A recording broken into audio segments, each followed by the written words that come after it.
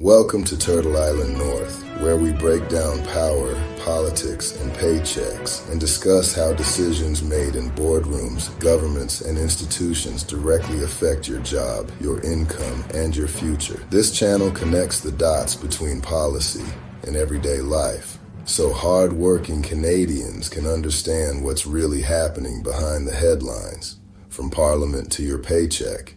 If you care about how power shapes your work, your cost of living, and your financial future, subscribe to Turtle Island North. Like the video, share your thoughts in the comments, and join the conversation, because this is where politics, policy, and paychecks come together. Now, let's get into it. So, Mark Carney did pick a fight. Just 2 days after his speech in Davos, Donald Trump responded by threatening 100% tariffs on Canada if Mark Carney's liberal government continues to pursue stronger trade relations with China and allow Chinese EVs into Canadian markets.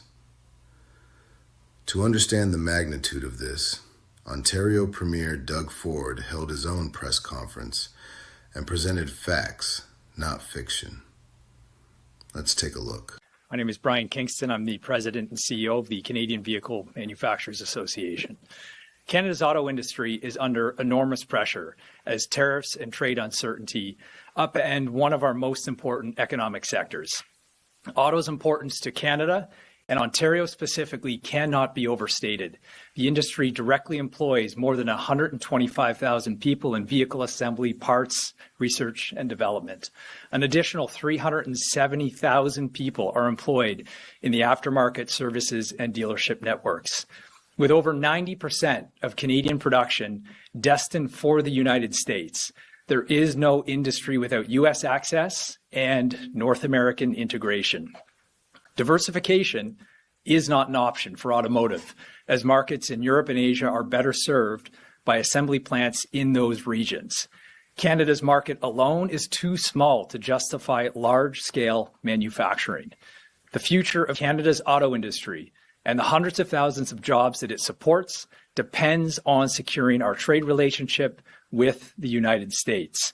This means the removal of the Section 232 tariffs and the renewal of CUSMA, our trilateral trade agreement.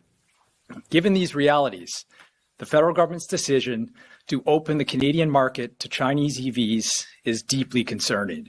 The Canada-China strategic partnership has the potential to undermine Canada's auto sector and presents risk to the future of our integrated North American automotive supply chain.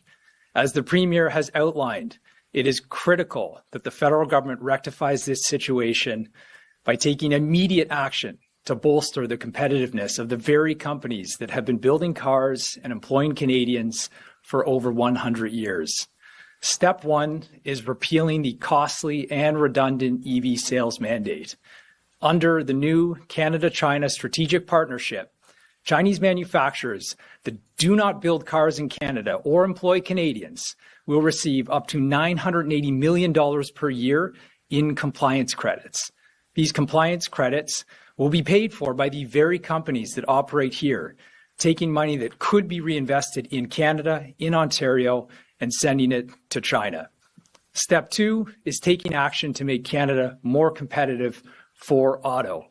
We must urgently lower the cost of investing in plants, machinery, and R&D to give Canada an edge over other jurisdictions. The future of Canada's auto industry hangs in the balance.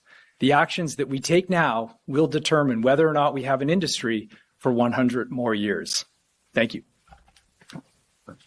As the president of the Manufacturers Association just said in the previous clip, and if you didn't catch it, watch it again.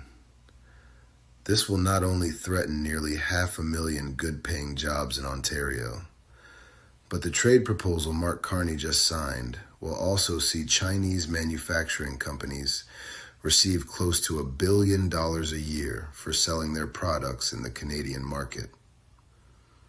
They are not employing Canadians, not building facilities here, and they are not supporting Canadian workers in any way. They are simply selling EVs in Canada and receiving nearly $1 billion credit for doing so. That billion-dollar credit will ultimately be paid for by the very companies that are employing Canadians. In what world does this make sense for Canadian workers? Please like, comment, or subscribe. We'd like to hear what you think.